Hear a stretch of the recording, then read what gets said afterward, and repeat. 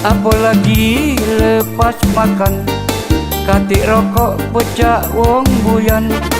Memang hidup kati antanan, segala gawi kati embean. Tiap malam selalu begadang, kalau hidup kati ambahan.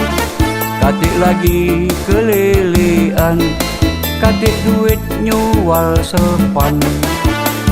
Kok ayam bangkok, melek mata lah nyari rokok.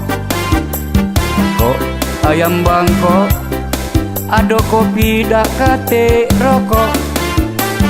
Kok ayam bangkok, selalu rosok pasal rokok.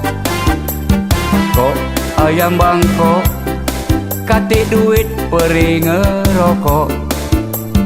Kok ayam bangkok,